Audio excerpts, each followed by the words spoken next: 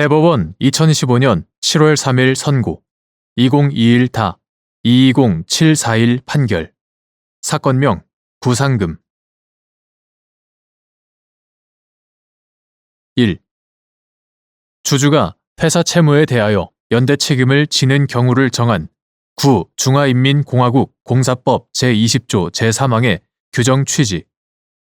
자회사가 1인 주주인 모 회사에 대하여 절차에 따라 배당을 하는 등 모자 회사 사이에 이익을 이전하는 것이 위 규정에서 정한 회사 법인의 독립 지위 및 주주의 유한 책임 제도를 남용하여 채무를 회피하고 채권자의 이익을 엄중히 침해하는 행위에 해당하는지 판단하는 기준.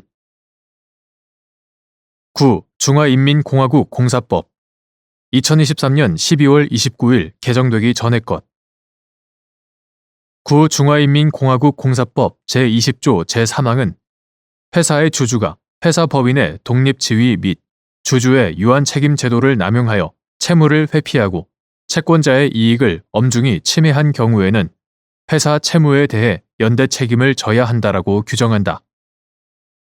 9. 중화인민공화국 민법 총칙 2021년 1월 1일 폐지되기 전의 것. 중화인민공화국 민법 총칙 제83조 제2항 역시 영리법인에 관하여 같은 취지의 규정을 두고 있다. 이는 모든 회사에 적용되는 법인격 부인에 관한 원칙적인 규정이자 중국 최고인민법원 2019년 중국 최고인민법원 최고법 민종 1093호 구체적인 사안에서 채권자 보호의 균형을 상실하는 현상을 시정하기 위한 규정으로서 해당 회사의 법인격을 일반적으로 부인하는 것이 아니라 구체적인 개별 사안에서 특정 채권자에 대한 관계에 있어 주주 유한 책임의 원칙을 부정하고 예외적으로 연대 책임을 지도록 하는 것이다.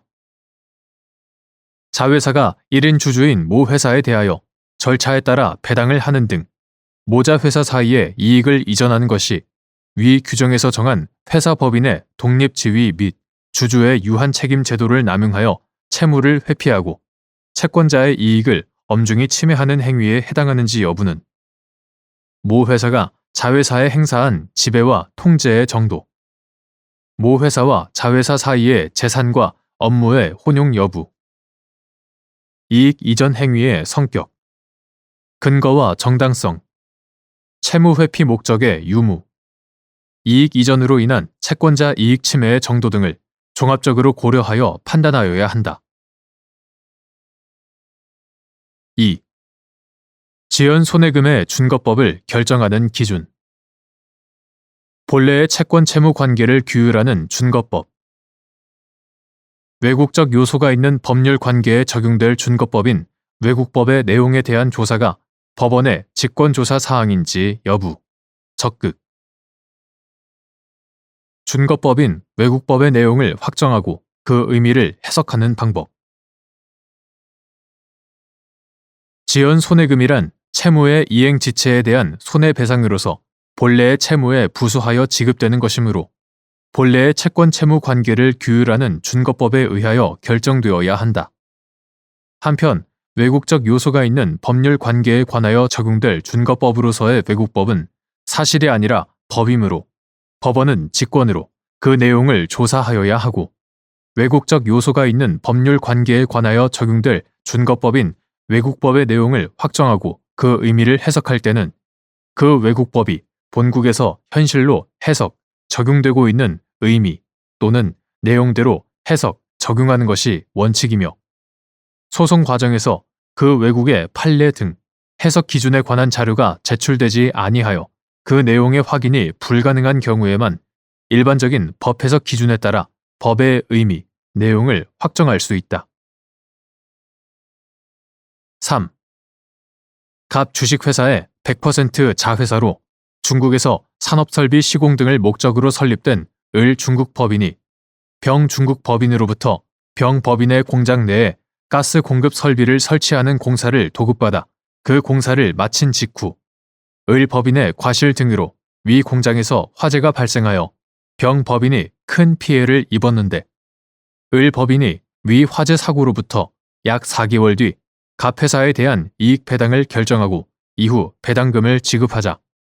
병법인과 체결한 보험 계약에 따라 병법인에 보험금을 지급하고 보험자 대위에 따라 을법인을 상대로 중국 법원에 위 보험 사고로 인한 손해의 일부와 이자의 지급을 구하는 소를 제기하여 일부 승소의 확정 판결을 받은 정중국법인 등이 갑 회사를 상대로 구 중화인민공화국 공사법 제20조 제3항에 따른 책임을 구한 사안에서 갑 회사가 을 법인의 배상 채무에 대하여 구 중화인민공화국 공사법 제20조 제3항에 따라 연대 책임을 부담한다고 본 원심의 판단에는 법리 오해 등의 잘못이 없으나 관련 중국 판결의 내용과 중국법의 관련 규정 등에 관하여 제대로 심리를 하지 않은 채 정법인 등의 지연 손해금 청구를 모두 기각한 원심의 판단에는 법리 오해 등의 잘못이 있다고 한 사례.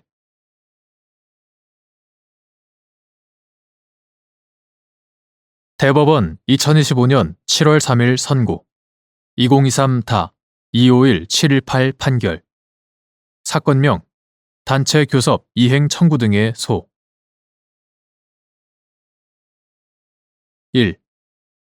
노동조합의 대표자에게 사용자 또는 사용자 단체에 대하여 단체 교섭에 응할 것을 요구할 권리가 있는지 여부 적극 및 사용자 또는 사용자 단체가 그 요구를 거부하는 경우 소로서 그 이행을 청구할 수 있는지 여부 적극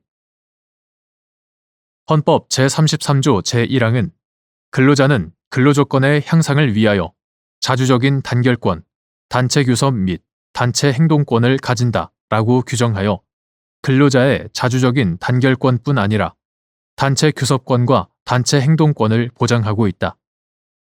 노동조합 및 노동관계조정법에 따르면 노동조합의 대표자는 노동조합 또는 조합원을 위하여 사용자나 사용자 단체와 교섭하고 단체 협약을 체결할 권한을 가지고 제29조 제1항 교섭 대표 노동조합의 대표자는 교섭을 요구한 모든 노동조합 또는 조합원을 위하여 사용자와 교섭하고 단체 협약을 체결할 권한을 가지며 제29조 제2항 노동조합과 사용자 또는 사용자 단체는 신의에 따라 성실히 교섭하여야 하고 그 권한을 남용하여서는 아니 되며 정당한 이유 없이 교섭을 거부하거나 해태하여서는 아니 된다.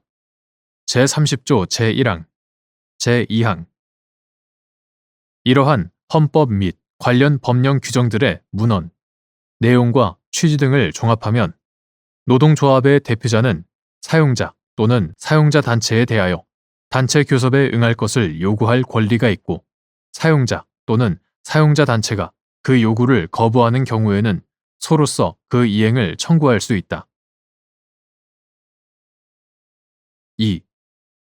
사용자가 기존의 단체 협약이 이미 정한 사항에 대하여 단체 교섭 의무를 부담하는지 여부, 원칙적 소극 및 예외적으로 노동조합이 기존 단체 협약의 개정, 폐지, 승인 또는 새로운 단체 협약의 체결을 위한 단체 교섭을 요구할 수 있는 경우 단체 협약이 체결된 경우에 협약 당사자인 노사 양측은 협약 내용을 준수해야 하고 단체 협약의 유효기간 중은 물론 유효기간이 지난 후에도 기존의 단체 협약에서 이미 정한 근로조건이나 기타 사항, 이하 근로조건 등이라 한다. 근로조건 등의 개정, 폐지 등을 요구하는 쟁의 행위를 하지 아니할 이른바 평화 의무를 부담한다. 따라서 사용자는 특별한 사정이 없는 한 과거 기간의 근로조건 등 가운데 기존의 단체 협약이 이미 정한 사항에 대하여 단체 교섭 의무를 부담하지 아니한다. 그러나 기존 단체 협약이 무효라고 주장할 만한 상당한 근거가 있고 그에 따라 적법하게 단체 교섭을 요구한 노동조합의 단체 교섭권이 보장되지 못하였다는 등의 특별한 사정이 있는 경우에는 해당 노동조합은 신의 성실의 원칙에 반하지 않는 범위 내에서 기존 단체 협약의 개정, 폐지, 승인 또는 새로운 단체 협약의 체결을 위한 단체 교섭을 요구할 수 있다. 이때 사용자는 노동조합의 단체 교섭 요구가 평화 의무에 반한다거나 교섭 요구 사항이 과거 기간의 근로조건 등에 관한 사항이라는 이유만을 내세워 단체 교섭을 거부할 수 없다. 3. 노동조합의 설립 신고가 행정관청에 의하여 형식상 수리되었으나 헌법 제33조 제1항 및 노동조합 및 노동관계조정법 제2조 제4호가 규정한 실질적 요건을 갖추지 못한 경우 설립이 무효로서 노동조합으로서의 지위를 가지지 않는다고 보아야 하는지 여부, 원칙적 적극 및 해당 노동조합이 체결한 단체 협약이 노동조합 및 노동관계조정법상 단체 협약으로서의 효력이 있는지 여부, 소극. 노동조합의 조직이나 운영을 지배하거나 개입하려는 사용자의 부당노동 행위에 의해 노동조합이 설립된 것에 불과하거나 노동조합이 설립될 당시부터 사용자가 위와 같은 부당노동 행위를 저지르려는 것에 관하여 노동조합 측과 적극적인 통모, 합의가 이루어진 경우 등과 같이 해당 노동조합이 헌법 제33조 제1항 및 그 헌법적 요청에 바탕을 둔 노동조합 및 노동관계조정법 이하 노동조합법이라 한다. 노동조합법 제2조 제4호가 규정한 실질적 요건을 갖추지 못하였다면 설령 그 설립 신고가 행정관청에 의하여 형식상 수리되었더라도 실질적 요건이 흠결된 하자가 해소되거나 치유되는 등의 특별한 사정이 없는 한 이러한 노동조합은 노동조합법상 그 설립이 무효로서 노동 3권을 향유할 수 있는 주체인 노동조합으로서의 지위를 가지지 않는다고 보아야 한다. 나아가 해당 노동조합의 대표자는 노동조합법 제29조 제1항, 제2항에서 정한 단체 협약 체결 권한이 없으므로 해당 노동조합이 체결한 단체 협약은 노동조합법상 단체 협약으로서의 효력이 없다. 4.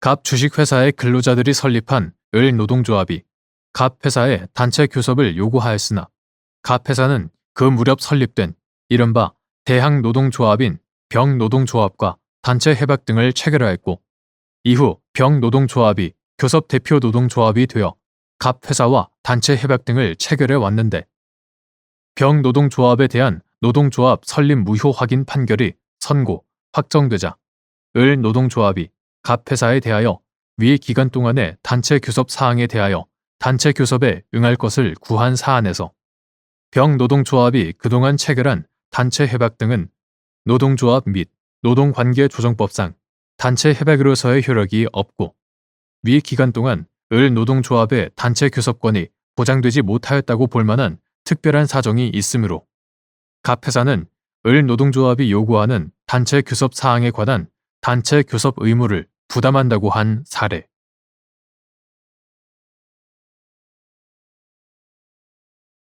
대법원 2025년 7월 3일 선고 2023-299635 판결 사건명 보증금 반환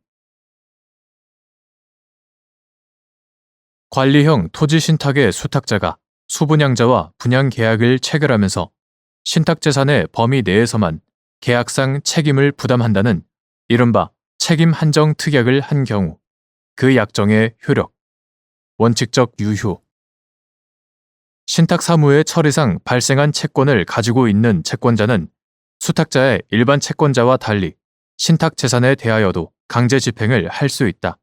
신탁법 제22조 제1항 한편 수탁자의 이행 책임이 신탁 재산의 한도 내로 제한되는 것은 신탁 행위로 인하여 수익자에 대하여 부담하는 채무에 한정되는 것이므로 신탁법 제38조 수익자 이외의 제3자 중 신탁 재산에 대하여 강제 집행을 할 수 있는 채권자 신탁법 제22조 제1항 채권자에 대하여 부담하는 채무에 관한 이행 책임은 신탁 재산의 한도 내로 제한되는 것이 아니라 수탁자의 고유 재산에 대하여도 미치는 것이 원칙이다.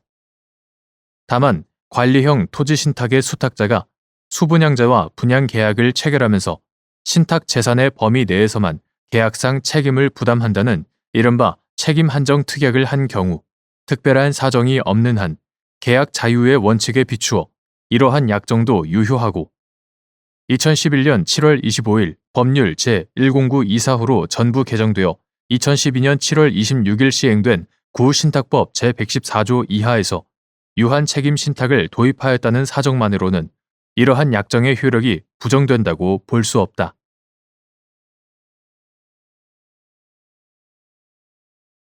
대법원 2025년 7월 3일 선고 2025-200813 판결 사건명 손해배상 기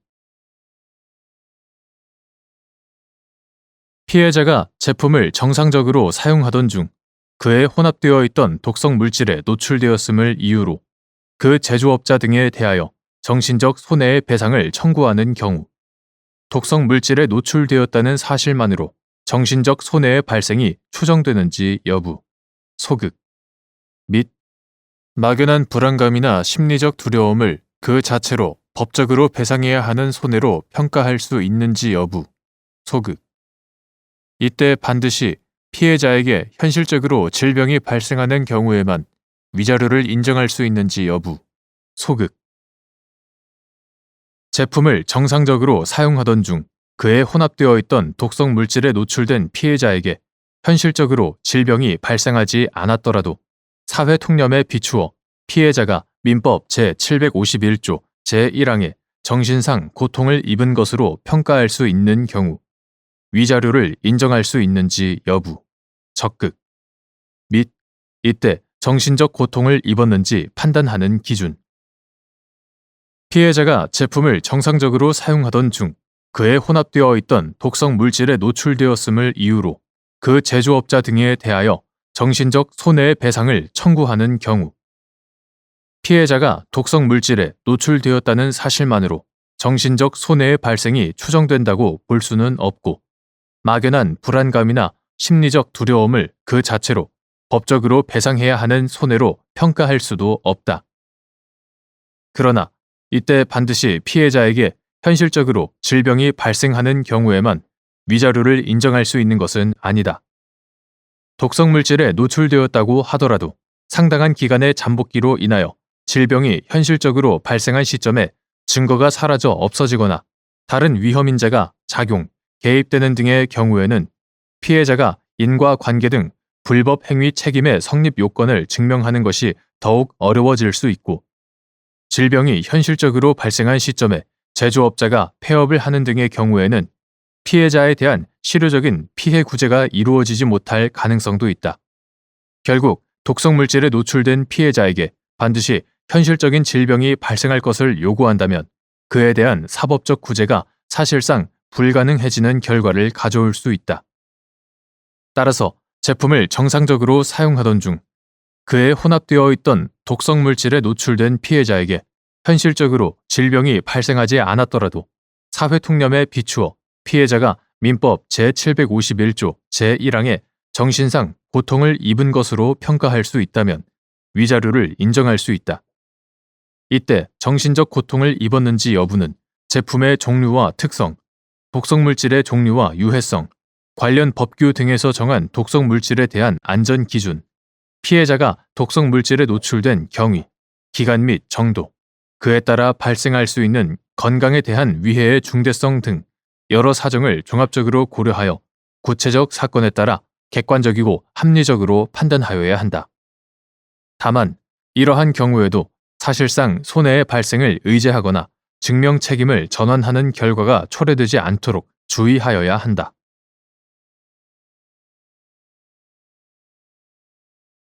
대법원 2025년 7월 3일 선고 2025-2009-384 등 판결 사건명 저작권 침해 금지 등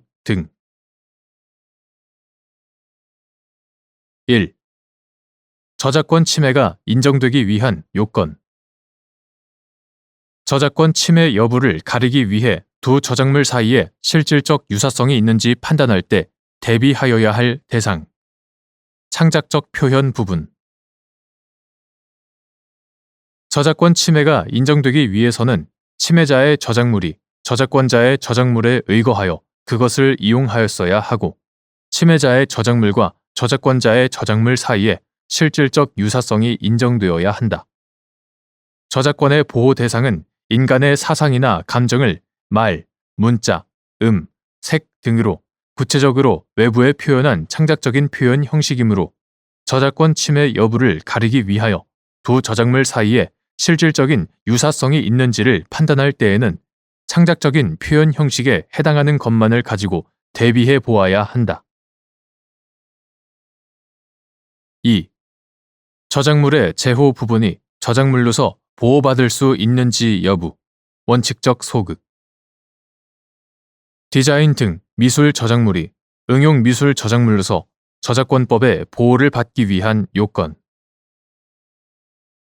저작권법에 의하여 보호되는 저작물은 인간의 사상 또는 감정을 표현한 창작물을 말하므로 저작물의 제호 부분은 인간의 사상 또는 감정을 창작적으로 표현한 부분이라는 등의 특별한 사정이 없는 한 저작물로서 보호받을 수 없다.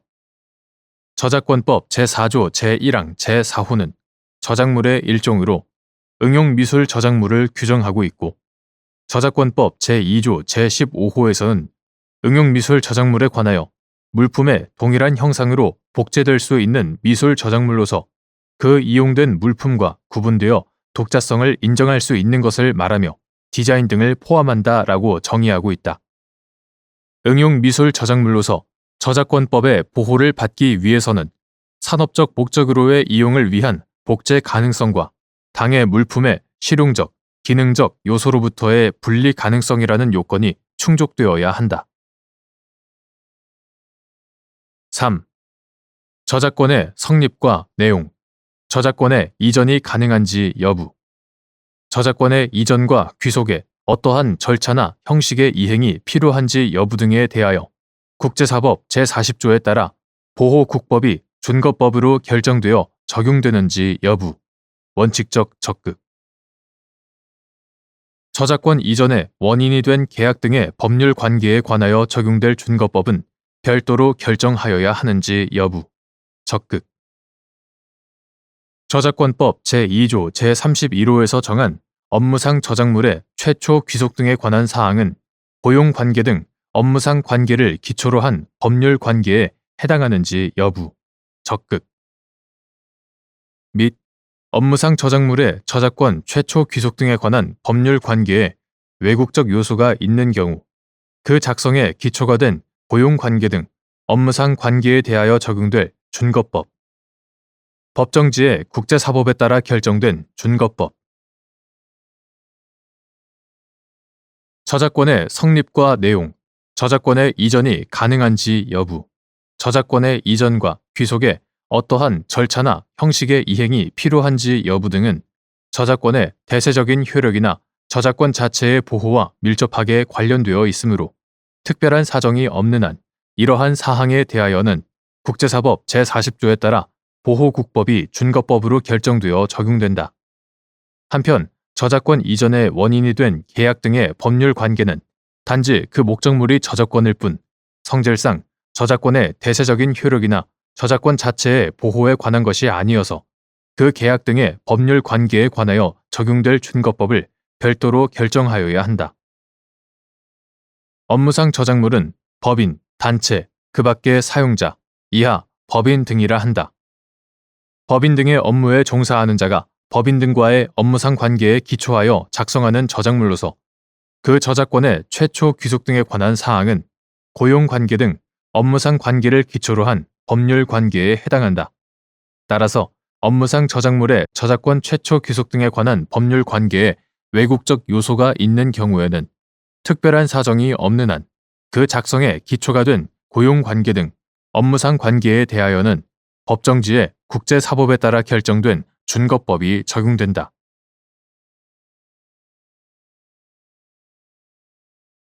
대법원 2025년 7월 3일 선고 2025타 210-042 판결 사건명 소유권 말소 등기 1. 부동산 실권리자 명의 등기에 관한 법률 제11조, 제12조의 규정 취지 및 같은 법 시행 전 명의신탁 약정을 하고 그 시행 후 명의신탁 약정에 따른 등기를 마친 경우 위 제11조, 제12조가 적용되지 않고 같은 법 부칙 1995년 3월 30일 같은 법 부칙 제2조에 따라 곧바로 같은 법 제3조, 제4조가 적용되는지 여부, 적극. 부동산 실권리자 명의 등기에 관한 법률, 이하 부동산 실명법이라 한다. 부동산 실명법 부칙 1995년 3월 30일 부동산 실명법 부칙 제2조의 규정 내용과 부동산 실명법 제2조 제4호에서 정한 실명 등기의 의미 등을 종합하여 보면 부동산 실명법 제11조 및 제12조는 부동산 실명법 시행 전에 명의신탁 약정에 따라 명의수탁자 명의로 등기가 맞춰진 경우를 규율 대상으로 하여 기존 명의신탁자로 하여금 원칙적으로 부동산 실명법 시행일부터 1년의 유예기간 이내에 실명 등기 또는 매각 처분 등을 하도록 하고 그 유예기간이 경과하도록 실명 등기 또는 매각 처분 등을 하지 아니한 때에는 같은 법 제4조에 따라 명의신탁 약정과 그로 인한 부동산의 물권 변동을 무효로 하는 한편 과징금 및 이행강제금 등의 제재를 가하는 규정으로 이해함이 타당하다.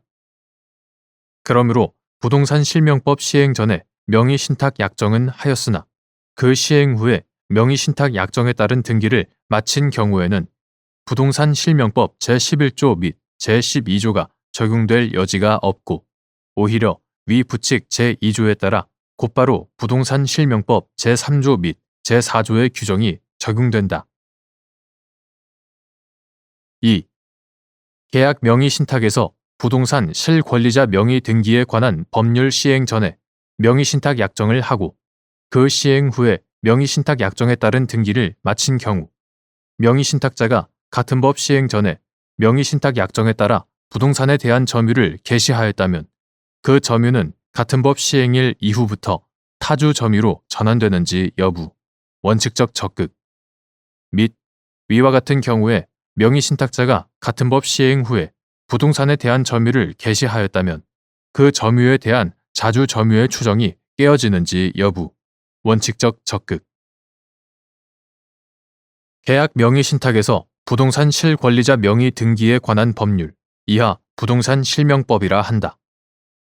부동산 실명법 시행 전에 명의신탁 약정을 하고 그 시행 후에 명의신탁 약정에 따른 등기를 마친 경우 부동산 실명법 부칙 1995년 3월 30일 부동산 실명법 부칙 제2조 제2항에 따라 부동산 실명법 제4조가 적용되는 관계로 명의신탁자는 부동산의 소유자 겸 매도인이 명의신탁 약정을 알았는지 여부에 관계없이 부동산의 소유권을 갖지 못할 뿐만 아니라 매매 계약의 당사자도 아니어서 소유자를 상대로 소유권 이전 등기 청구를 할 수 없고 적어도 부동산 실명법 시행일부터는 명의신탁자도 이러한 점을 잘 알고 있다고 보아야 한다. 이 경우 명의신탁자가 부동산 실명법 시행 전에 명의신탁 약정에 따라 부동산에 대한 점유를 개시하였다면 그 점유는 명의신탁자가 새로운 권한에 의하여 다시 소유의 의사로 점유하는 등의 특별한 사정이 없는 한 부동산 실명법 시행일 이후부터는 타주 점유로 전환된다. 위와 같은 경우에 만일 명의신탁자가 부동산 실명법 시행 후에 부동산에 대한 점유를 개시하였다면 명의신탁자에게 점유할 다른 권한이 인정되는 등의 특별한 사정이 없는 한 명의신탁자는 소유권 취득의 원인이 되는 법률 요건이 없이 그와 같은 사실을 잘 알면서 타인의 부동산을 점유한 것이어서 타인의 소유권을 배척하고 점유할 의사를 가지지 않았다고 보아야 하므로 소유의 의사로 점유한다는 추정은 깨어진다.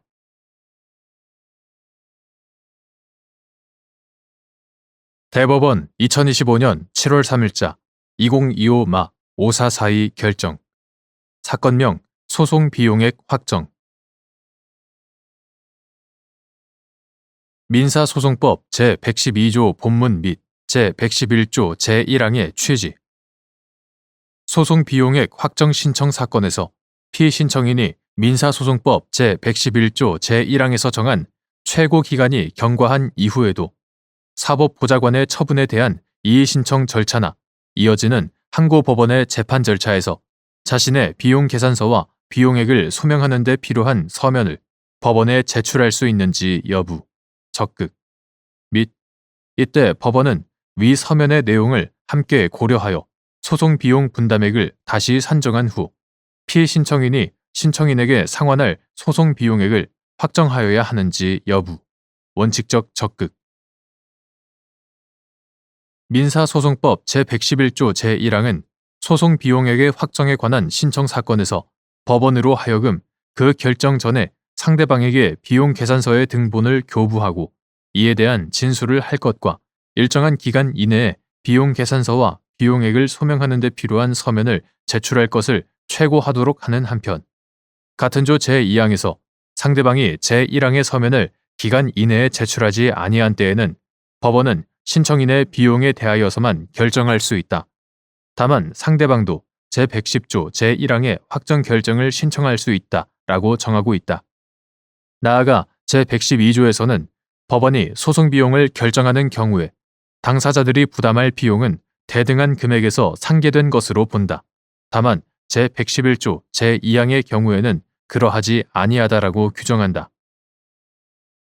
이와 같이 민사소송법 제112조 본문에서 부담 비용의 상계에 관하여 정한 취지는 당사자 쌍방이 소송 비용을 일정 비율로 분담하도록 재판이 된 경우 당사자 각자의 분담액이 대등액에서 상계된 것으로 하고 그 차액만을 일방의 당사자가 상대방에게 지급하도록 함으로써 소송 비용을 둘러싼 법률 관계를 간이하게 처리하기 위한 것이다.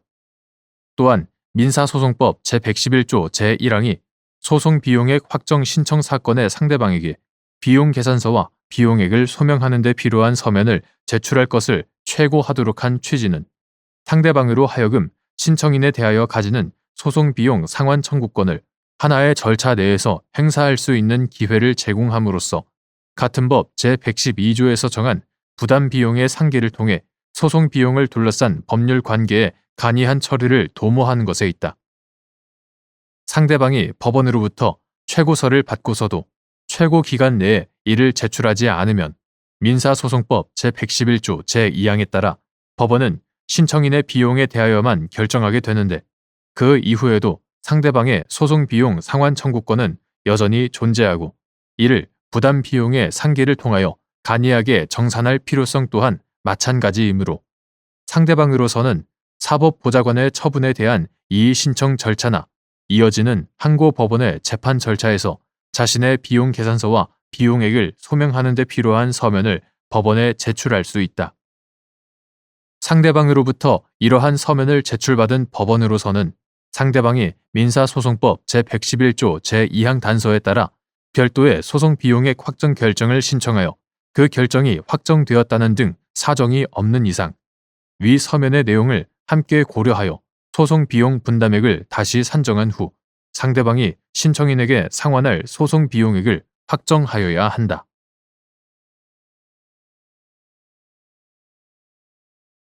대법원 2025년 7월 16일 선고 2022-277-188 판결 사건명 부당이득 반환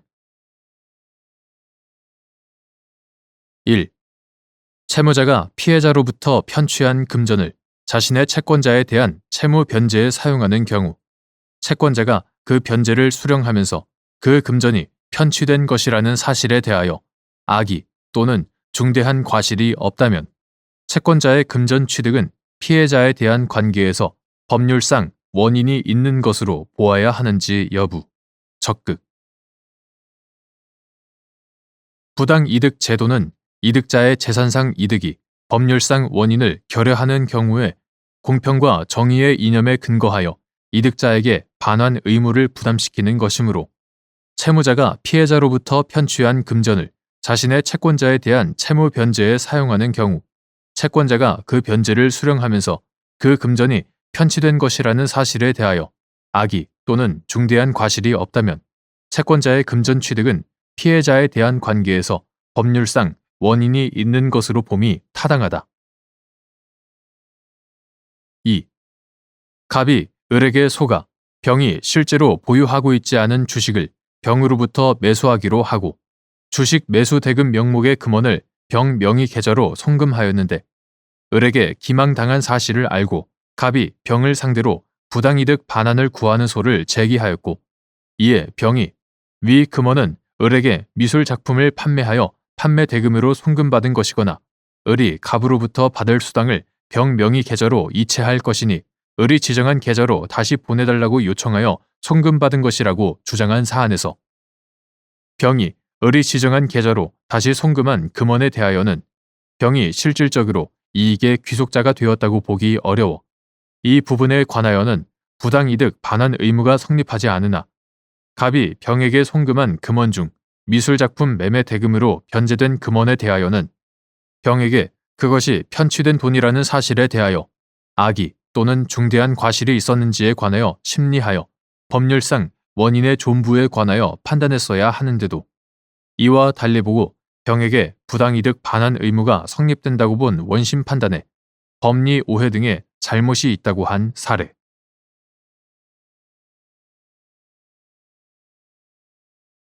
대법원 2025년 7월 16일 선고 2024다 293-313 판결 사건명 유류분 반환 지정에 의한 유언 집행자가 특정 유증을 받은 자에게 유증을 이행할 의무가 이행 기한에 정함이 없는 채무로서 유언 집행자가 그 의무에 대한 이행 청구를 받은 때에 지체 책임을 부담하는지 여부 원칙적 적극 특정 유증이 있는 경우 유증 목적인 재산은 상속인에게 귀속되고 유증을 받은 자는 유증 의무자에게 유증의 이행을 청구할 수 있는 채권을 취득한다. 한편 지정에 의한 유언 집행자는 유언자 사망 후 지체 없이 이를 승낙하거나 사퇴할 것을 상속인에게 통지해야 하고 민법 제1097조 제1항 취임을 승낙한 때에는 지체 없이 그 임무를 이행해야 한다. 민법 제1099조 여기서 지체 없이 그 임무를 이행해야 한다는 것은 재산 목록을 작성하여 상속인에게 교부하거나 민법 제1100조 제1항 유언의 집행에 필요한 행위 민법 제1101조 유언의 집행에 필요한 행위를 하는 것과 같이 유언 집행자가 유언 집행을 준비하거나 집행에 착수하여야 함을 의미할 뿐이므로 피상속인이 사망한 때 또는 유언 집행자 취임을 승낙한 때 곧바로 유증 의무의 이행기가 도래한다고 볼 수는 없다. 지정에 의한 유언 집행자가 특정 유증을 받은 자에게 유증을 이행할 의무는 유언자가 유언으로 달리 정하였다는 등의 특별한 사정이 없는 한 이행 기한에 정함이 없는 채무이므로 유언 집행자가 그 의무에 대한 이행 청구를 받은 때에 비로소 지체 책임을 진다.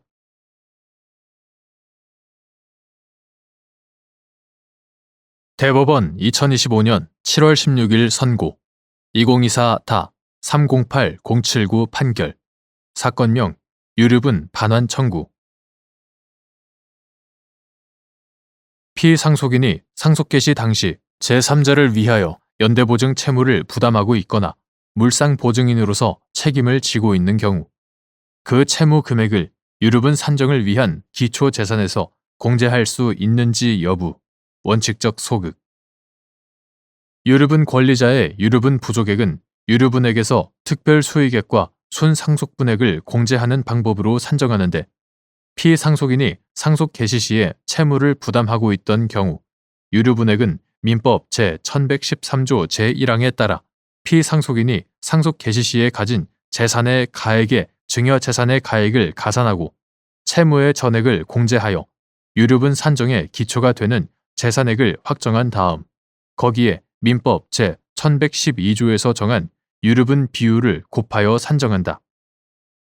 여기서 공제할 채무는 상속 개시 당시 피상속인이 종국적으로 부담하여야 할 것이 확실한 채무라야 하므로 피상속인이 제3자를 위하여 연대보증 채무를 부담하고 있는 경우에는 주 채무자가 변제 불능의 무자력 상태에 있기 때문에 피상속인이 그 채무를 이행한 후 주 채무자에게 구상권을 행사하더라도 변제받을 가능성이 없다는 등의 특별한 사정이 없는 한 유류분 산정을 위한 기초재산에서 그 채무 금액을 공제할 수 없다.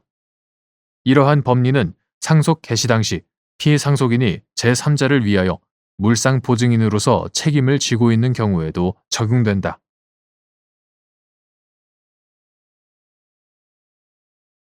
대법원 2025년 7월 16일 선고 2025-211-133 판결 사건명 구상금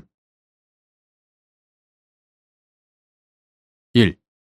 자동차 손해배상 보장법 시행령 제3조 제1항에 따라 책임보험자가 지급하여야 할 금액인 피해자에게 발생한 손해액의 의미. 자동차 손해배상 보장법 시행령 제3조 제1항에 따라 책임보험자가 지급하여야 할 금액인 피해자에게 발생한 손해액은 피해자가 실제로 입은 손해액으로서 치료비 등 적극적 손해, 치료 기간 중 일실 수입 등 소극적 손해와 정신적 손해를 포함한 금액에서 피해자의 과실 비율에 해당하는 금액이나 기왕증 기여도에 해당하는 금액을 공제한 손해액을 말한다. 2. 근로복지공단이 재해 근로자인 피해자에게 보험급여를 한 후 피해자를 대위하여 얻는 손해배상 채권의 범위. 산업재해 보상보험 보험급여와 동일한 사유에 의한 손해배상 채권 및 책임보험과 관련하여 한도액이 있는 때에는 근로복지공단이 가해자의 보험자에게 손해배상 채권을 대위 청구한 경우 보험자가 피해자에게 책임보험금으로 지급한 돈이 산업재해 보상보험 보험급여와 상호 보완적 관계에 있지 않다면 그 돈은 보험자가 근로복지공단에 지급할 책임보험금에서 공제되어야 하는지 여부, 적극. 근로복지공단이 재해 근로자인 피해자에게 보험급여를 한 후 피해자의 가해자 또는 그 보험자에 대한 손해배상 채권을 대위하는 경우 근로복지공단이 피해자를 대위하여 얻는 손해배상 채권은 피해자의 전체 손해배상 채권 중 산업재해 보상보험 보험급여와 동일한 사유에 의한 손해배상 채권, 즉 보험급여와 손해배상이 상호 보완적 관계에 있어 보험급여의 실시로 가해자에 대한 손해배상 채권이 전부되어 소멸될 수 있는 경우에 한정된다. 책임보험과 관련하여 한도액이 있는 때, 즉 피해자에게 발생한 손해액이 책임보험금 한도 금액을 초과하여 책임보험금 한도 금액이 책임보험 금액이 됨으로써 피해자에게 발생한 손해액보다 책임보험 금액이 적게 되는 때 근로복지공단이 가해자의 보험자에게 손해배상 채권을 대위 청구한 경우 보험자가 피해자에게 책임보험금으로 지급한 돈이 산업재해 보상보험 보험급여와 상호 보완적 관계에 있지 않다면 이는 보험자가 근로복지공단에 지급할 책임보험금에서 공제되어야 한다. 3. 갑이 운영하는 업체의 근로자인 을이 갑 소유 차량에 탑승하여 작업을 하던 중 추락하여 상해를 입었는데 근로복지공단이 을에게 보험급여를 한 후 위 차량에 관하여 자동차 보험 계약을 체결한 병보험회사를 상대로 을을 대위하여 책임보험금 지급을 구한 사안에서 병회사가 을에게 지급한 장애 위자료가 치료 종결 후에 소극적 손해 관련 후유 장애 책임보험금에서 공제된다고 본 원심 판단에 법리 오해에 잘못이 있다고 한 사례.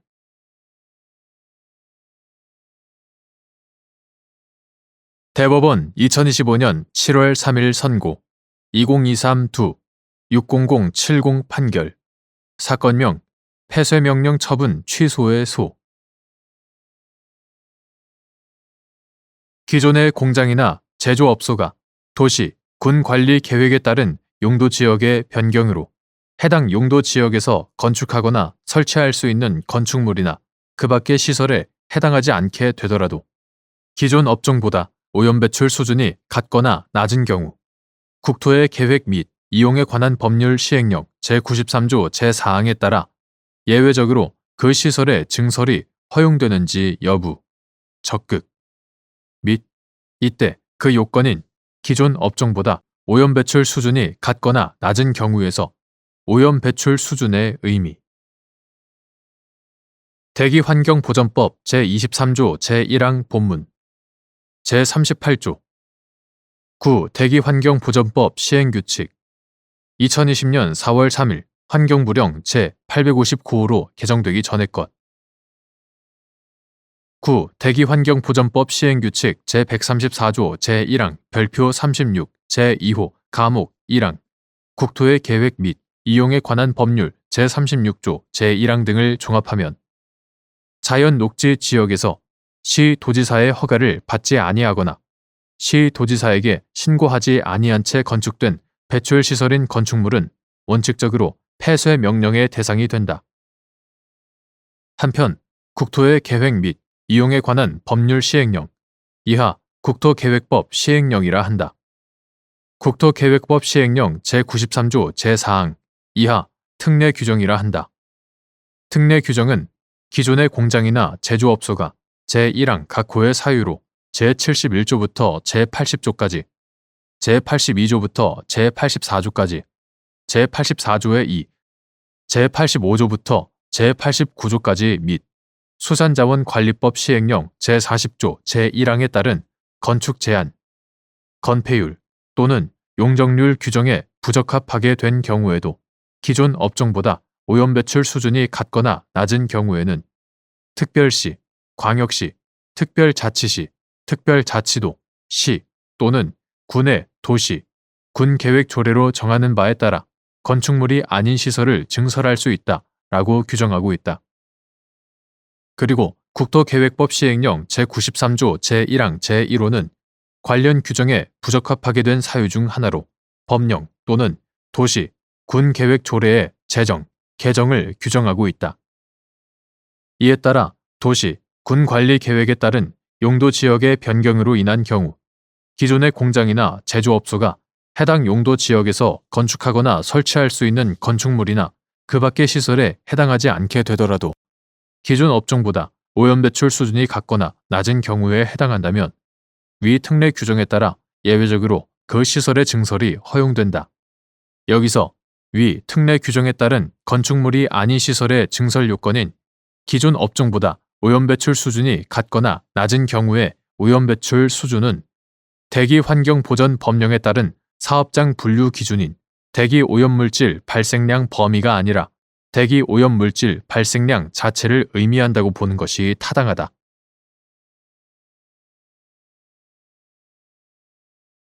대법원 2025년 7월 16일 선고 2024-2-39158 판결 사건명 주민소송 1. 채무자의 이행보조자가 하는 법률행위 성립의 효과뿐 아니라 위반의 효과인 채무 불이행 책임도 채무자 본인에게 귀속되는지 여부. 적극. 채무자의 이행보조자가 채무자와의 계약을 체결한 거래 상대방에 대하여 직접 민법 제750조에 따른 불법 행위 책임을 지기 위한 요건 및 그에 해당하는지 판단하는 기준.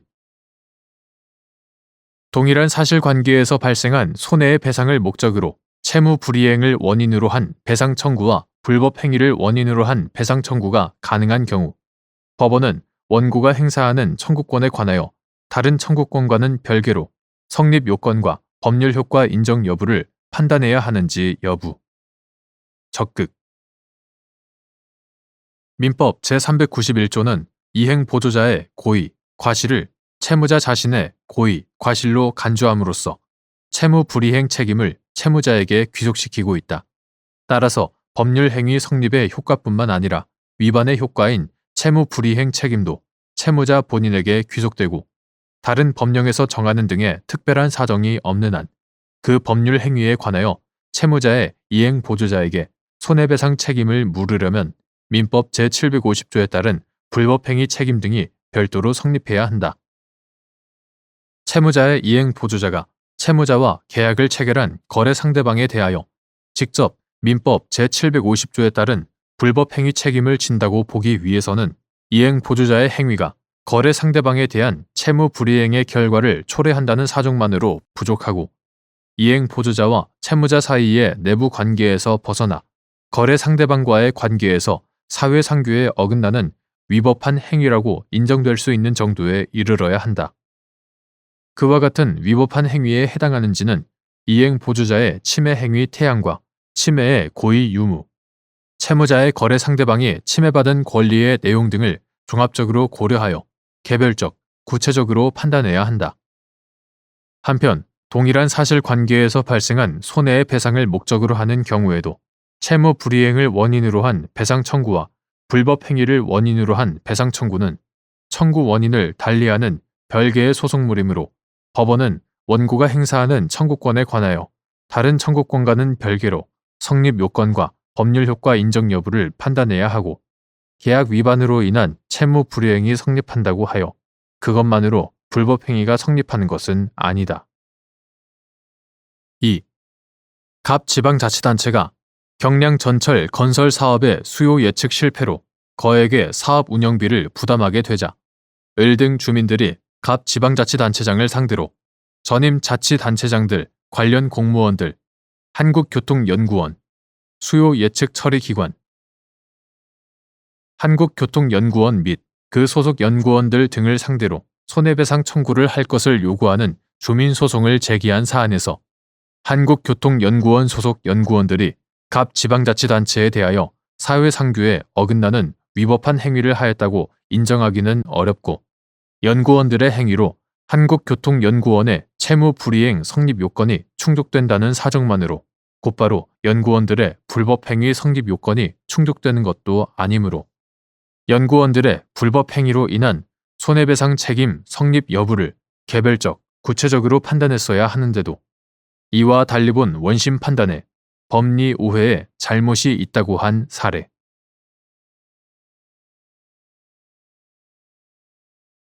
대법원 2025년 7월 3일 선고 2022-2-33637 판결 사건명 부가가치세 부과처분 등 취소 1.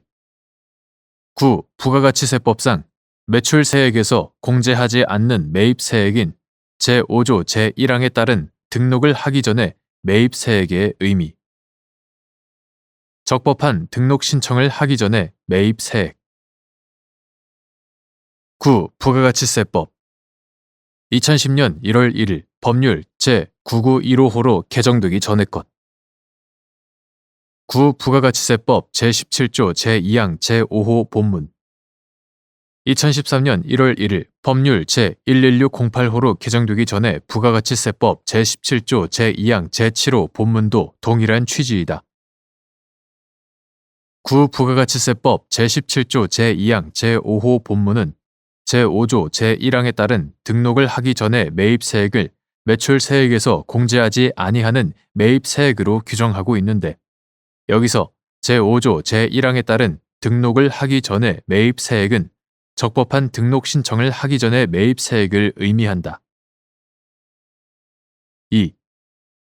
부가가치세 면세 사업자가 구 부가가치세법 제5조 제1항의 사업자 등록 의무자에 해당하는지 여부, 소극 9. 부가가치세법 시행령 제11조 제1항 제4호에서 규정한 사업자 등록 정정 신고 사유인 사업의 종류에 변동이 있는 때의 의미 사업자가 영위하는 과세사업의 종류에 변동이 있는 경우 및 사업자가 영위하는 사업이 과세사업에서 면세사업으로 변경되는 경우가 이에 포함되는지 여부, 소극 과세사업자가 자신이 공급하는 용역의 성격을 면세사업으로 오인하여 면세사업자로 사업자 등록 정정신고를 한 경우 이는 구 부가가치세법 시행령 제11조 제1항 각호의 사업자 등록 정정신고 사유나 구 부가가치세법 제5조 제5항의 사업자 등록 말소 사유에 해당하는지 여부, 소극 과세관청이 과세사업자에서 면세사업자로 변경하는 내용의 사업자 등록 정정신고의 수리를 거부하지 않은 채 과세사업을 계속 영위하고 있는 사업자에게 면세사업자 사업자 등록을 발급한 경우 기존의 부가가치세 과세사업자로 적법하게 등록된 지위가 박탈된다거나 사업자 등록 정정신고 이후에 발생한 매입세액이 구 부가가치세법상 매출세액에서 공제하지 아니하는 매입세액으로 정한 제5조 제1항에 따른 등록을 하기 전에 매입세액에 해당하는지 여부, 원칙적 소극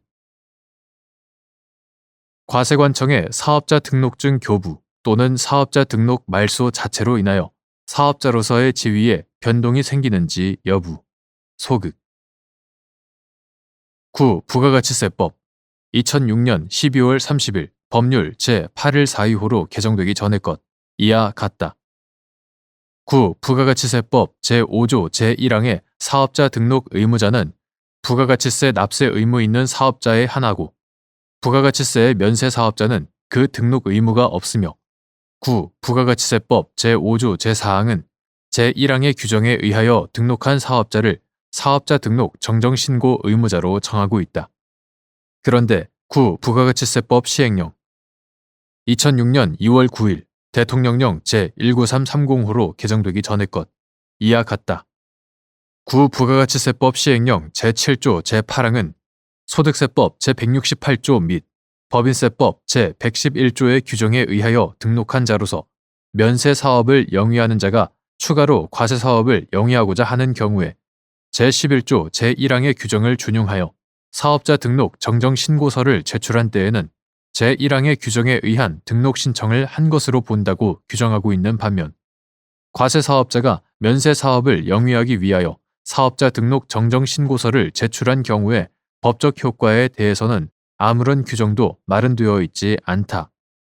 이러한 규정들의 문헌 및 체계에 비추어 보면 사업자 등록 정정 신고는 기존의 부가가치세법상 과세 사업자로 등록을 마친 자가 여전히 과세 사업자로서의 지위를 유지하거나 해당 정정 신고서가 제출될 때 9. 부가가치세법 시행령 제7조 제8항에 따라 같은 조 제1항의 과세 사업자로서 등록 신청으로 보게 되는 효과가 발생함을 전제로 단지 기존 등록 사항 중 일부를 정정하는 내용의 신고일 뿐이라고 보는 것이 타당하다. 따라서 9. 부가가치세법 시행령 제11조 제1항 제4호에서 규정한 사업자 등록 정정 신고 사유인 사업의 종류에 변동이 있는 때 역시 사업자가 영위하는 과세 사업의 종류, 구체적으로 사업자 등록증에 기재하는 업태와 종목을 의미한다. 사업자가 영위하는 과세 사업의 종류에 변동이 있는 경우로 한정되는 것이지 사업자가 영위하는 사업이 과세 사업에서 면세 사업으로 변경되는 경우까지 위 사유에 포함된다고 볼 수 없다. 나아가 어느 과세 사업자가 자신이 공급하는 용역의 성격을 과세 사업이 아니라 면세 사업으로 오인하여 면세 사업자로 사업자 등록 정정 신고를 한 경우 이는 9. 부가가치세법 시행령 제11조 제1항 각호의 사업자 등록 정정 신고 사유에 해당하지 아니할 뿐더러 9. 부가가치세법 제5조 제5항의 사업자 등록 말소 사유 어디에도 속하지 않는다. 그럼에도 과세관청이 과세 사업자에서 면세 사업자로 변경하는 내용의 사업자 등록 정정 신고의 수리를 거부하지 아니한 채 과세 사업을 계속 영위하고 있는 사업자에게 면세 사업자 사업자 등록증을 발급하였다면 특별한 사정이 없는 한 이로 인하여 기존의 부가가치세 과세 사업자로 적법하게 등록된 지위가 박탈된다거나 사업자 등록 정정 신고 이후에 발생한 매입 세액이 2010년 1월 1일 법률 제9915호로 개정되기 전에 9. 부가가치세법 제17조 제2항 제5호 2013년 1월 1일 법률 제11608호로 개정되기 전에 부가가치세법 제17조 제2항 제7호에 제5조 제1항에 따른 등록을 하기 전에 매입 세액에 해당한다고 볼 수 없다. 9. 부가가치세법상의 사업자 등록은 단순한 사업사실의 신고로서 사업자가 관할 세무서장에게 소정의 사업자 등록 신청서를 제출함으로써 성립하고 과세관청의 사업자 등록증 교부 또는 사업자 등록 말소는 등록 사실의 증명 또는 폐업 사실의 기재에 불과할 뿐 그 자체로 인하여 사업자로서의 지위에 변동이 생기지 않는다. 과세관청의 잘못된 사무처리로 인해 과세사업자에서 면세사업자로 변경하는 내용의 사업자 등록 정정 신고가 수리되었다고 하여 이미 적법하게 과세사업자로서 사업자 등록을 마치고 부가가치세 과세사업을 계속 영위하고 있는 사업자에게 명확한 법적 근거도 없이 매입세액 불공제의 불이익을 줄 수는 없기 때문이다.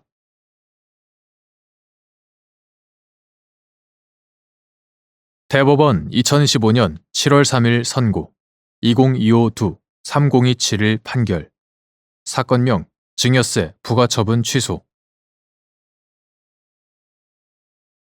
구상속세 및 증여세법 시행령 제49조 제4항은 증여세 과세 표준을 신고한 경우로서 유사 재산에 대하여 평가 기준일 전 6개월부터 신고일까지의 기간에 해당하지 않더라도 평가 기준일 전 2년 이내의 기간 중에 유사 재산에 대한 매매 등이 있는 경우 평가심의위원회의 심의를 거쳐 그 가액을 해당 재산의 시가에 포함시킬 수 있는지 여부, 적극. 구상속세 및 증여세법 2020년 12월 22일 법률 제17654호로 개정되기 전의 것. 구상속세 및 증여세법 제60조 제1항, 제2항, 구상속세 및 증여세법 시행령 2021년 1월 5일 대통령령 제31380호로 개정되기 전의 것. 이하 구상증세법 시행령이라 한다. 구상증세법 시행령 제49조 제1항, 제4항의 문헌, 체계 및 취지 등을 종합하여 보면 구상증세법 시행령 제49조 제4항은 증여세 과세 표준을 신고한 경우로서 유사 재산에 대하여 평가 기준일 전 6개월부터 신고일까지 사이에 매매 등이 있는 경우에는 그 가액을 해당 재산의 시가로 보고 위 기간에 해당하지 아니하더라도 평가 기준일 전 2년 이내의 기간 중에 유사 재산에 대한 매매 등이 있는 경우에는 평가심의위원회의 심의를 거쳐 그 가액을 해당 재산의 시가에 포함시킬 수 있다는 내용의 규정이라고 해석하는 것이 타당하다.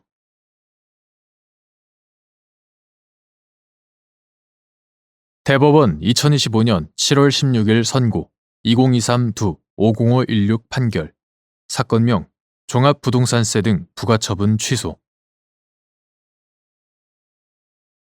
1. 조세특례제한법 제104조의 19, 제1항 및 제3항의 입법 취지 조세특례제한법 2016년 1월 19일 법률 제13805호로 개정되기 전의 것.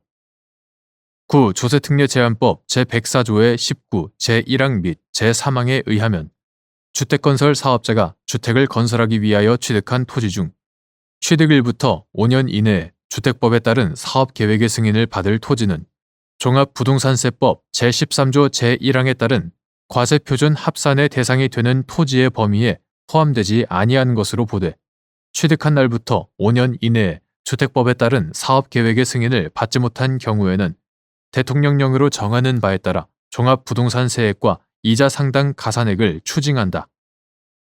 이러한 규정들의 입법 취지는 주택건설 사업자가 주택을 건설하기 위하여 취득한 토지에 관하여 종합부동산세를 부과할 경우 분양가 상승을 유발할 수 있으므로 과세표준 합산 배제를 통해 종합부동산세를 감면하여 주되 그 취득일부터 사업계획 승인에 필요한 상당한 기간인 5년 이내에 사업계획 승인을 받지 못한 경우 당초 감면받은 종합부동산세액과 이자 상당 가산액을 추징함으로써 종합부동산세 감면 혜택이 다른 목적에 악용되는 것을 방지하고 부수적으로 주택건설 사업자가 사업 수행을 게을리하지 않도록 하려는 것이다.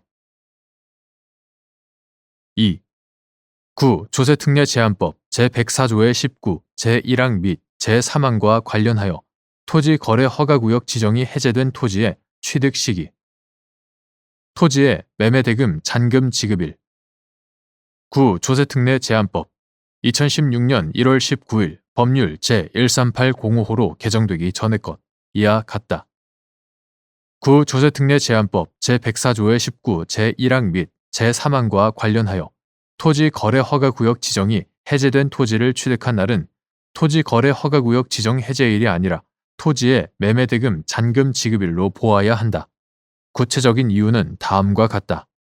첫째, 조세법률주의의 원칙상 조세법규의 해석은 특별한 사정이 없는 한 법문대로 해석하여야 하고 합리적 이유 없이 확장 해석하거나 유추 해석하는 것은 허용되지 않지만 법규 상호 간의 해석을 통하여 그 의미를 명백히 할 필요가 있는 경우에는 조세법률주의가 지향하는 법적 안정성 및 예측 가능성을 해치지 않는 범위 내에서 입법 취지 및 목적 등을 고려한 한목적적 해석을 하는 것은 불가피하다. 해당 법령 자체에 그 법령에서 사용하는 용어의 정의나 포섭의 구체적인 범위가 명확히 규정되어 있지 않은 경우에 그 용어의 해석은 해당 법령의 전반적인 체계와 취지, 목적, 해당 조항의 규정 형식과 내용 및 관련 법령을 종합적으로 고려하여 해석할 수밖에 없다. 둘째, 구조세특례제한법 제104조의 19 제1항 및 제3항은 토지에 대한 종합부동산세에 관한 것이다. 종합부동산세법 제12조 제1항은 토지에 대한 종합부동산세 납세 의무자를 해당 토지분 재산세 납세 의무자로 규정하고 있고, 지방세법 제107조 제1항은 재산세의 납세 의무자를 과세 기준일 현재 토지를 사실상 소유하고 있는 자로 규정하고 있다. 종합부동산세법 및 지방세법의 입법 목적과 성격 등에 비추어 보면 위 규정에서 토지를 사실상 소유하고 있는 자라 함은 공부상 소유자로 등재된 여부를 불문하고 토지에 대한 실질적인 소유권을 가진 자를 말한다. 종합부동산세나 재산세의 경우 토지에 대한 실질적인 소유권을 취득하게 되는 시기에 대하여 별도의 규정이 마련되어 있지 아니하다. 그런데 취득세에 관하여 지방세법 제7조 제2항은 부동산은 관계 법령에 따른 등기를 하지 않아도 사실상 취득하면 취득한 것으로 보고 있고, 구지방세법 시행령 2017년 7월 26일 대통령령 제28211호로 개정되기 전의 것, 구지방세법 시행령 제20조 제2항 제1호 및 제2호는 유상승계 취득의 경우 잔금 지급일을 취득일로 보도록 정하고 있다. 그러므로 매매 등 유상승계 취득이 이루어진 부동산에 관한 재산세 및 종합부동산세의 경우에도 특별한 사정이 없는 한 잔금 지급일을 실질적인 소유권을 취득한 시기로 보는 것이 타당하다.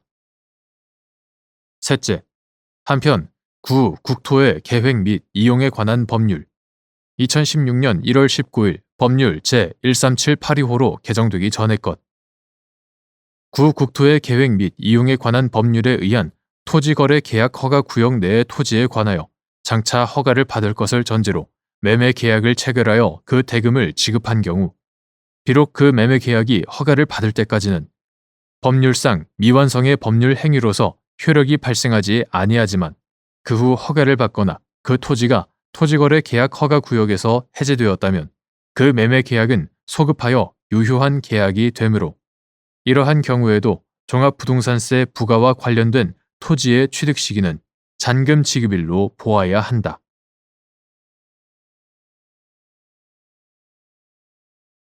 대법원 2025년 7월 3일 선고 2023도 5226 판결 사건명 개인정보보호법 위반 1. 구 개인정보보호법 제59조의 의무 주체인 개인정보를 처리하거나 처리하였던 자의 의미. 업무상 개인정보를 처리하거나 처리하였던 자. 구 개인정보보호법 2020년 2월 4일 법률 제16930호로 개정되기 전의 것 이하 같다. 구 개인정보보호법은 제59조에서 개인정보를 처리하거나 처리하였던 자는 다음 각 호의 어느 하나에 해당하는 행위를 하여서는 아니 된다고 규정하면서 각 호에서 금지 행위를 열거하고 각 호에서 금지하는 행위를 한 자를 처벌하는 규정을 두고 있다. 제71조 제5호, 제6호, 제72조 제2호. 구 개인정보보호법 제59조의 의무 주체인 개인정보를 처리하거나 처리하였던 자는 단순히 개인정보를 처리하거나 처리하였던 모든 자를 의미한 것이 아니라 업무상 개인정보를 처리하거나 처리하였던 자를 말한다. 그 이유는 다음과 같다. 구 개인정보보호법 제59조 제1호는 거짓이나 그 밖의 부정한 수단이나 방법으로 개인정보를 취득하거나 처리에 관한 동의를 받는 행위를, 제2호는 업무상 알게 된 개인정보를 누설하거나 권한 없이 다른 사람이 이용하도록 제공하는 행위를, 제3호는 정당한 권한 없이 또는 허용된 권한을 초과하여 다른 사람의 개인정보를 훼손, 멸실, 변경, 위조 또는 유출하는 행위를 금지하고 있다. 비록 위 제1호, 제3호는 업무 처리와 관련된 개인정보임을 명시하고 있지 않지만 아래에서 보는 위반 행위의 주체, 금지 의무의 대상, 처벌 규정의 체계 등에 비추어 보면 이러한 금지 행위의 유형은 업무와 관련하여 또는 업무 수행 과정에서 개인정보 처리가 수반되면서 일어나는 다양한 형태의 침해 행위를 몇 가지 유형으로 분류하여 규정하고 있는 것으로 봄이 타당하다. 나. 개인정보보호법 제71조 제5호, 제6호 및 제72조 제2호는 개인정보를 처리하거나 처리하였던 자의 제59조 위반 행위, 즉 거짓이나 그 밖의 부정한 수단이나 방법으로 개인정보를 취득하거나 처리에 관한 동의를 받는 행위, 개인정보를 누설하거나 권한 없이 다른 사람이 이용하도록 제공, 유출하는 행위 등을 처벌하는 반면 개인정보를 처리하거나 처리하였던 자가 아닌 경우에는 위와 같은 행위를 처벌하지 않는다.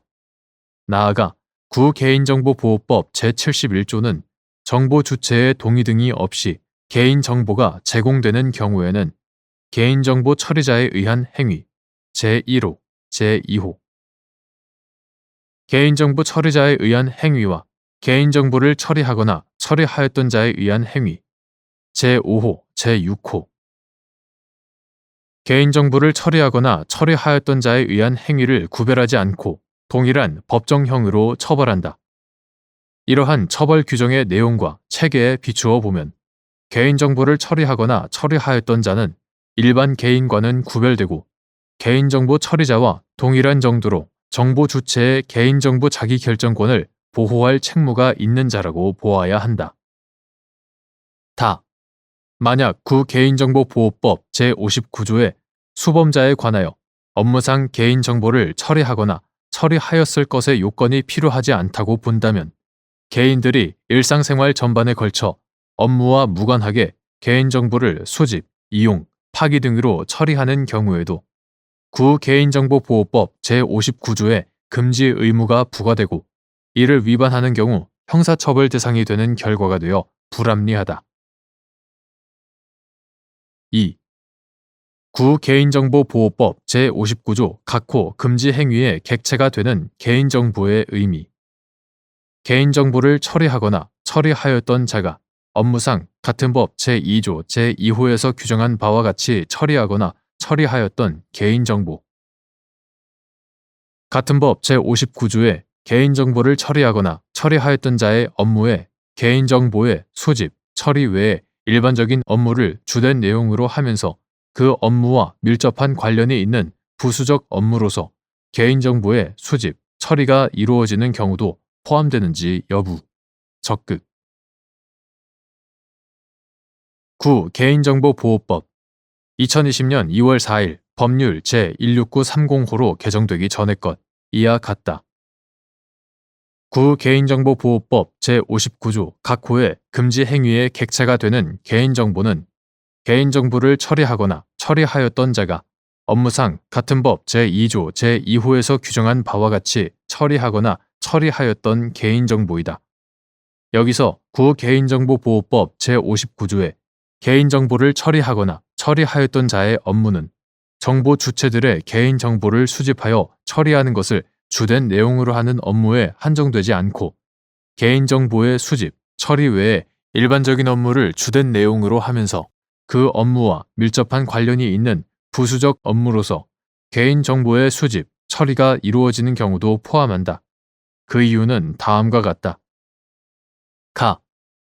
개인정보보호법 제59조 제2호는 개인정보를 처리하거나 처리하였던 자에 대하여 업무상 알게 된 개인정보의 누설, 제공 행위를 금지하고 있을 뿐 그 업무의 내용을 한정하는 규정을 두고 있지 않고 제1호나 제3호의 규정에 의하더라도 달리 업무의 내용을 한정할 근거는 없다. 개인정보 처리자는 업무를 목적으로 개인정보 파일을 운용하기 위하여 스스로 또는 다른 사람을 통하여 개인정보를 처리하는 공공기관, 법인, 단체 및 개인 등으로 개인정보보호법 제2조 제5호 공공기관, 법인, 단체 및 개인 등으로 업무의 주된 내용이 개인정보의 처리에 한정되지 않는다.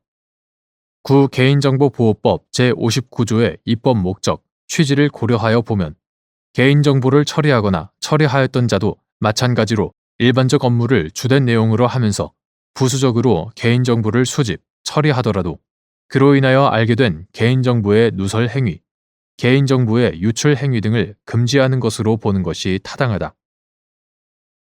다. 해당 개인정보를 업무상 처리하여야 누설, 제공, 유출 등의 행위가 금지되므로 업무와 무관하게 사적 영역에서 개인정보를 처리하고 그 과정에서 알게 된 개인정보를 누설 또는 제공하거나 수집, 보유한 개인정보를 유출하는 행위 등은 처벌되지 않는다. 이와 같이 업무와 무관한 사적 영역을 제외하면 개인정보 처리를 주된 업무로 하는 과정에서 처리하는 개인정보와 업무 과정에서 부수적으로 또는 업무에 수반하여 처리하는 개인정보의 보호 필요성을 달리 볼 필요도 없다. 3. 업무상 개인정보를 처리하였다는 것은 업무 처리나 업무 수행과 개인정보 처리 사이에 직접적이고 밀접한 인과관계가 있다는 의미인지 여부. 적극. 업무상 개인정보를 처리하였다는 사실에 대한 증명책임 소재. 검사. 사적 영역에서 처리하는 개인정보에 대한 누설, 제공, 유출 행위 등은 형사처벌의 대상으로 삼을 수 없고 형벌법규는 엄격하게 해석되어야 하므로 업무상 개인정보를 처리하였다는 것은 업무 처리나 업무 수행과 개인정보 처리 사이에 직접적이고 밀접한 인과관계가 있다는 의미로 새겨야 한다. 그리고 업무상 개인정보를 처리하였다는 사실은 범죄 구성 요건이므로 검사가 증명하여야 한다.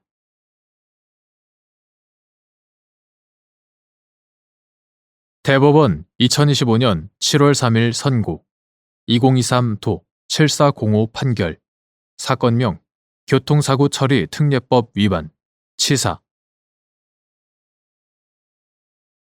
1. 형사소송법 제309조에서 임의성 없는 자백의 증거 능력을 부정하는 취지. 형사소송법 제309조는 피고인의 자백이 고문, 폭행, 협박, 신체 구속의 부당한 장기화 또는 기망, 기타의 방법으로 임의로 진술한 것이 아니라고 의심할 만한 이유가 있는 때에는 이를 유죄의 증거로 하지 못한다고 규정한다. 임의성 없는 진술의 증거 능력을 부정하는 취지는 허위 진술을 유발하거나 강요할 위험 있는 상태에서 이루어진 진술은 그 자체가 실체적 진실에 부합하지 아니하여 오판을 일으킬 소지가 있을 뿐만 아니라 그 진위를 떠나 진술자의 기본적 인권을 침해하는 위법, 부당한 압박이 가해지는 것을 미연에 방지하려는 데 있다. 2. 피고인이 불구속인 상태에서 형사 공판 절차를 진행하는 법원이 기초가 되는 증거나 사실관계의 변경이 객관적으로나 외부적으로 분명하지 않은 상태에서 피고인을 구속할 때 유의하여야 할 사항. 피고인이 불구속인 상태에서 형사공판 절차를 진행하는 법원은 기초가 되는 증거나 사실관계의 변경이 객관적으로나 외부적으로 분명하지 않은 상태라면 피고인을 구속하는 데 매우 신중할 필요가 있다. 왜냐하면 피고인이 특별한 사정이 없음에도 어느 때나 갑작스럽게 일상생활로부터 격리되어 구속될 수 있다면 형사소송 절차에서 피고인의 지위를 과도하게 불안정하게 하고 방어권의 현실적인 행사를 현저히 곤란하게 할 염려가 있기 때문이다. 3. 피고인의 자백에 임의성이 있어 증거 능력이 인정되면 자백의 진실성과 신빙성까지도 당연히 인정되는지 여부. 소극. 피고인의 자백에 증명력이 있는지 판단하는 기준. 부인하던 피고인이 법원의 구속 이후 갑자기 자백한 사건에서 단순히 공소 사실을 인정한다고 한 진술의 신빙성이나 증명력을 평가할 때 유의하여야 할 사항. 피고인의 자백이 임의성이 있어 그 증거 능력이 인정된다고 하여 자백의 진실성과 신빙성까지도 당연히 인정되는 것은 아니다. 그 자백이 증명력이 있다고 하기 위해서는 그 자백의 진술 내용 자체가 객관적인 합리성을 띠고 있는가, 그 자백의 동기나 이유 및 자백에 이르게 된 경위가 어떠한가, 자백 외의 정황 증거 중 자백과 저촉되거나 모순된 것이 없는가 하는 점을 합리적으로 따져보아야 한다. 특히 수사나 재판 과정에서 구속된 사람은 허위 자백을 하고라도 자유를 얻고자 하는 유혹을 느끼는 경우가 있으므로 부인하던 피고인이 법원의 구속 이후 갑자기 자백한 사건에서 단순히 공소 사실을 인정한다고 한 진술의 신빙성이나 증명력을 평가할 때는 위와 같은 사정을 각별히 유의하여야 한다.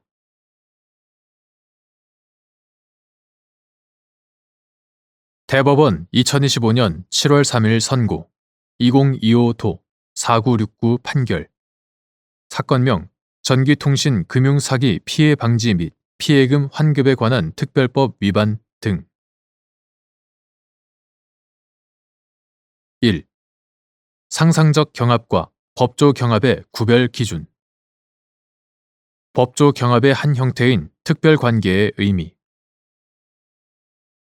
상상적 경합은 한 개의 행위가 실질적으로 수개의 구성 요건을 충족하는 경우를 말하고 법조 경합은 한 개의 행위가 외관상 수개의 죄의 구성 요건에 해당하는 것처럼 보이나 실질적으로 일죄만을 구성하는 경우를 말하며 실질적으로 일죄인가 또는 수죄인가는 구성 요건적 평가와 보호 법익의 측면에서 고찰하여 판단하여야 한다.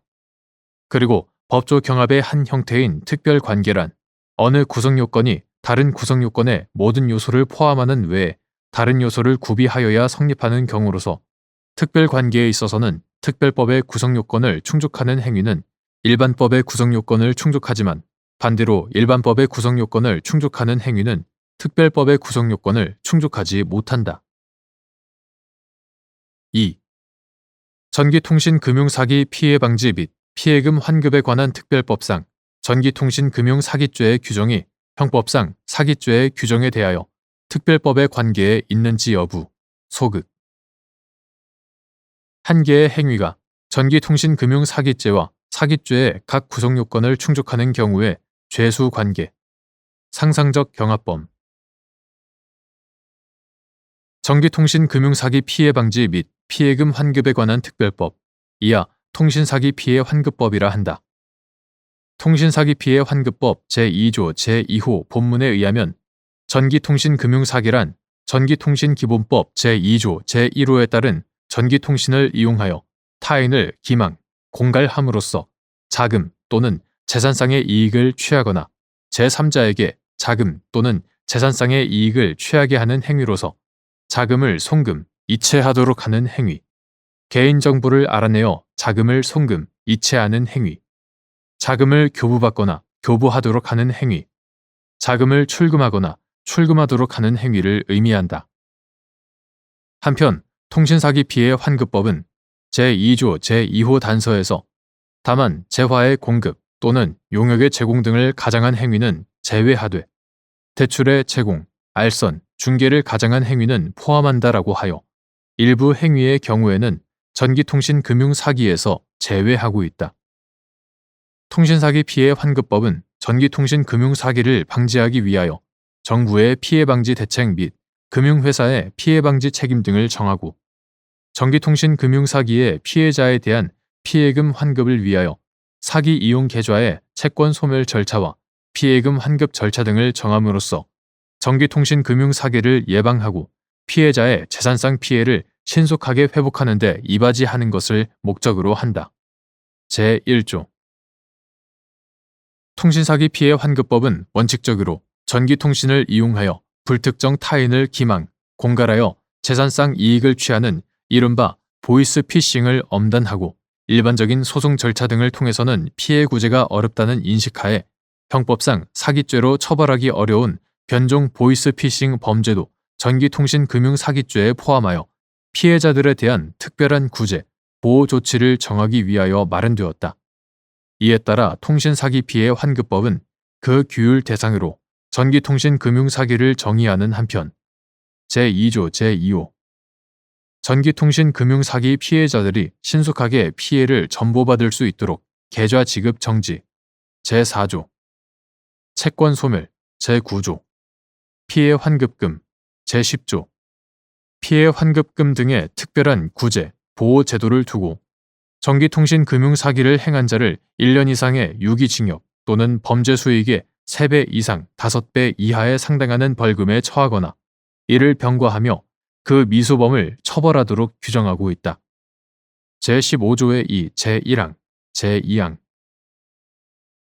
이와 같은 통신사기 피해 환급법의 취지 및 내용 등에 비추어 보면 전기통신금융사기죄는 형법상 사기죄와는 그 입법 목적을 달리하고 있을 뿐만 아니라 구체적인 구성요건에도 일부 차이가 있어 전기통신금융사기죄의 구성요건이 사기죄의 구성요건의 모든 요소를 포함하는 외에 다른 요소를 구비하는 경우에 해당하지 않는다. 그렇다면 전기통신금융사기죄의 규정이 사기죄의 규정에 대하여 특별법의 관계에 있다고 볼 수 없고 이들은 각기 독립된 별개의 구성 요건으로서 한 개의 행위가 각 구성 요건을 충족하는 경우에는 상상적 경합의 관계에 있다고 보아야 한다.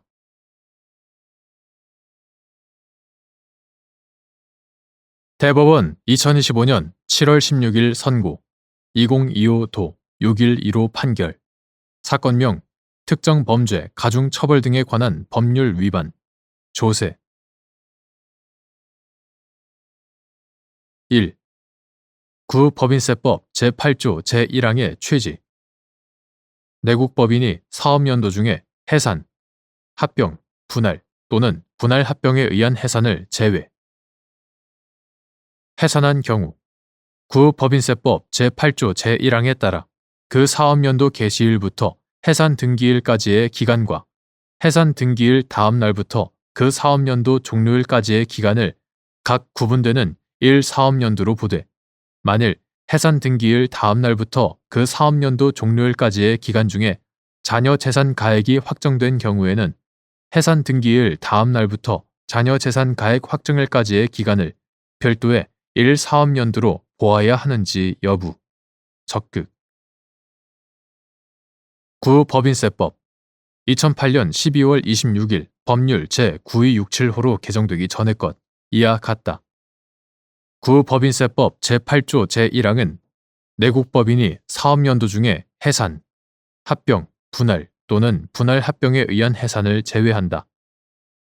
해산한 경우에는 그 사업연도 개시일부터 해산 등기일까지의 기간과 해산 등기일의 다음 날부터 그 사업연도 종료일까지의 기간을 각각 1사업연도로 보며 청산 중에 있는 내국법인의 자녀 재산의 가액이 사업연도 중에 확정된 경우에는 그 사업연도 개시일부터 자녀 재산의 가액이 확정된 날까지의 기간을 1사업연도로 본다고 규정하고 있다.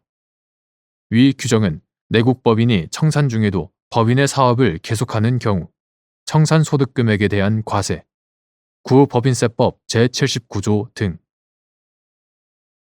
청산 소득금액에 대한 과세와는 별도로 해당 내국법인의 각 사업연도 소득금액에 대해서는 사업연도별로 과세가 이루어지게 되는데 1년의 청산 과정에서 자녀 재산의 가액이 확정되는 시점이 해산 등기일과 일치하지 않는다는 점에 착안하여 청산이 이루어지는 동안 해산 등기일과 자녀 재산 가액 확정일을 각 기준으로 삼아 별도의 사업연도를 의제함으로써 각각의 사업연도 소득금액을 따로 계산하기 위한 취지에서 마련된 것이다. 그러므로 내국법인이 사업연도 중에 해산, 합병, 분할 또는 분할 합병에 의한 해산을 제외 해산한 경우에는 구법인세법 제8조 제1항에 따라 그 사업연도 개시일부터 해산 등기일까지의 기간과 해산 등기일 다음 날부터 그 사업연도 종료일까지의 기간을 각 구분되는 1사업연도로 보되 만일 해산 등기일 다음 날부터 그 사업연도 종료일까지의 기간 중에 자녀 재산 가액이 확정된 경우에는 해산 등기일 다음 날부터 자녀 재산 가액 확정일까지의 기간을 별도의 1사업연도로 보아야 한다. 2. 갑 주식회사의 대표이사인 피고인이 을 주식회사와 갑 회사 보유 주식을 을 회사에 저가로 양도하는 내용의 주식 양수도 계약을 2008년 3월 5일 체결한 뒤 갑 회사에 2008년 사업연도 법인세 신고를 하면서 양도 가액과 시가의 차액을 가산하지 않고 소득금액을 적게 신고하여 법인세 11억 880만 원을 포탈하였다는 구특정 범죄 가중처벌 등에 관한 법률 위반, 조세 구 특정 범죄, 가중처벌 등에 관한 법률 위반의 공소사실로 기소되었는데 갑 회사의 해산 등기일은 2008년 8월 13일, 자녀재산 가액 확정일은 2008년 9월 30일, 사업연도는 매년 1월 1일부터 12월 31일까지인 사안에서 내국법인이 사업연도 중에 해산한 경우에 사업연도 의제 규정인 구법인세법 제8조 제1항의 내용과 취지 및 재반 사정을 종합하면 공소시효 기산점인 2008년 12월 1일부터 15년이 지난 2023년 12월 28일 공소 제기된 위 공소 사실은 공소시효가 완성되었다고 본 원심 판단이 정당하다고 한 사례.